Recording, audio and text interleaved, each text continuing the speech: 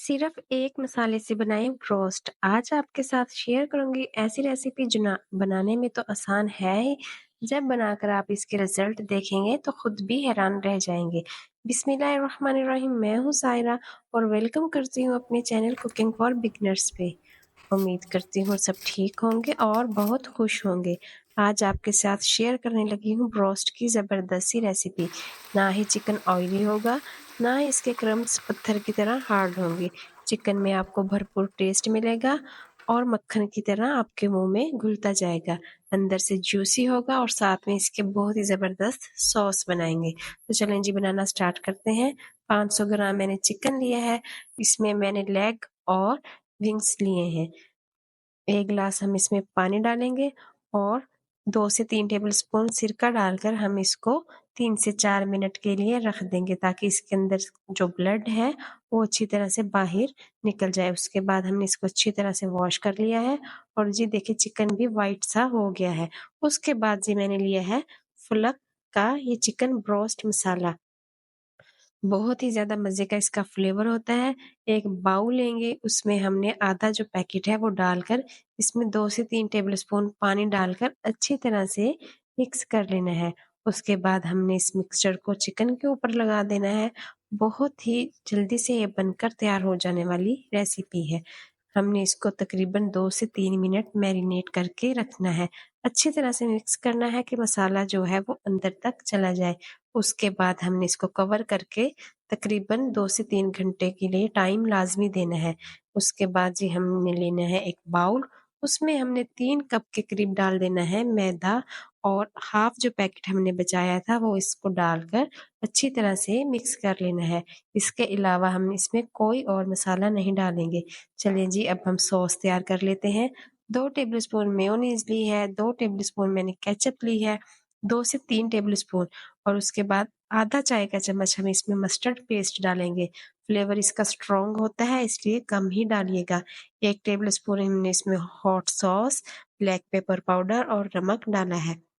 Quantity मैंने mention की हुई है और उसके बाद अच्छी तरह से मिक्स करेंगे और ये ब्रोस्ट के साथ हमारी ज़बरदस्त सी सॉस बनकर तैयार हो गई है। इसके बाद जी अब हम इसकी आते हैं कोटिंग की तरफ।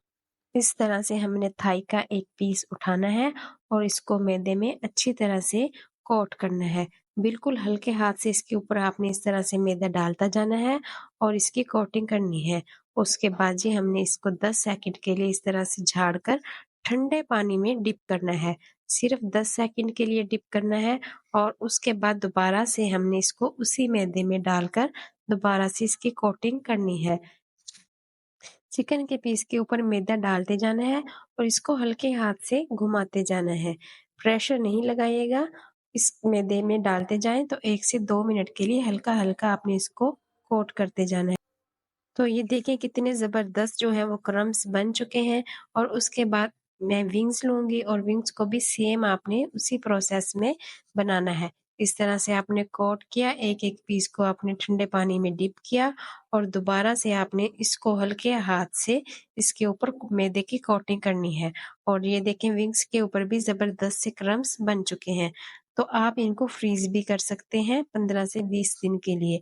और अब हमने ऑयल ले लिया है। ऑयल को हमने ज़्यादा गरम नहीं करना, ये ना हो ऊपर से ज़बरदस्त सा कलर आ जाए और नीचे से चिकन जो है वो बिल्कुल ही कच्चा हो। 3 से 4 मिनट के बाद हमें इसकी साइड चेंज करनी है। चिकन को क्योंकि हमने कच्चा फ्राई कर रहे हैं, तो इसको गलने में ज़रा टाइम लगेगा। लो टू मीडियम फ्लेम हमने इसको 10 से 12 मिनट कुक करना है और जी आप देखें कितना ज़बरदस्त इसके ऊपर कलर आ गया है और क्रम्स देखें कितने ज़बरदस्त बने हैं। 10 से 15 मिनट के बाद हम इसको निकाल लेंगे। तो जी आपको वीडियो अच्छी लग रही है तो वीडियो को लाइक करें, शेयर करें फ्रेंड्स और फैमिली के साथ। चैनल पर नए हैं तो चैनल को सब्सक्राइब कर दें। तो आप इनका कलर चेक करें और ये कितने ज़बरदस्त इनके ऊपर क्रम्स बने हैं और दोबारा से हमने उसी ऑयल में विंग्स को फ्राई कर लेना है। तो जी ये देखें हमारे ज़बरदस्त से विंग्स भी फ्राई हो गए हैं और इनका भी आप कलर चेक करें, बहुत ही ज़्यादा क्रिस्पी बने थे, अंदर तक जूसी थे और माशाल्लाह देखने में ये कितने ज़बरदस्त लग रहे हैं। क्रंची और क्रिस्पी हैं कि खाते ही मज़ा आ जाएगा। रेसिपी बहुत आसान है, घर पर ट्राई करें और साथ में आप इसकी सॉस बनाएँ। बच्चे बड़े सभी बहुत ज़्यादा शौक से खाएँगे।